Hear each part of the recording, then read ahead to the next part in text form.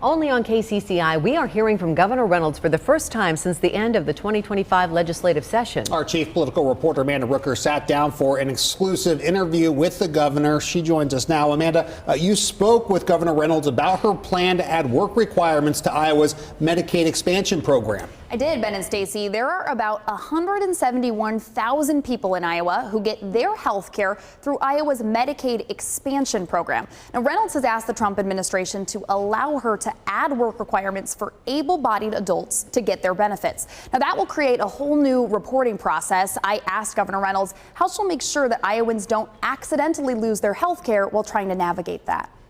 They have like 90 days, I think, in order to meet the guidelines. So we have ample time to have us help work with them to find a job or to, again, get some certification training, sign up for education, get a degree. I'm thinking about the people who may have difficulty navigating the reporting process, or people who may be under an exemption, but then they don't know that they're exempt. How do you make sure those people don't accidentally get kicked off? Yeah, well, that's what Kelly's team does. We're not perfect, so there's going to, I'm sure, be some issues, or there'll be some people. This is I think it's over 1,000 people. I don't know. I'll get you the numbers so that you have those. But it's the expanded care, so it's a narrow population in the state of Iowa that really this applies to. So we have to remember that it's not the entire state.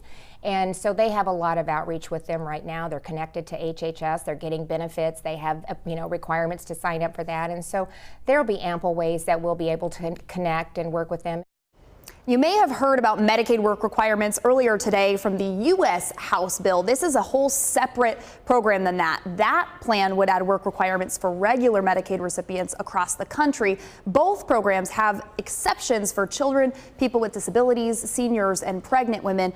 I also asked Reynolds about a bill that is on her desk. It would limit eminent domain use for pipeline projects. We have what she's considering as she decides whether to sign or veto that legislation coming up on KCCI 8 News at 5. Ben.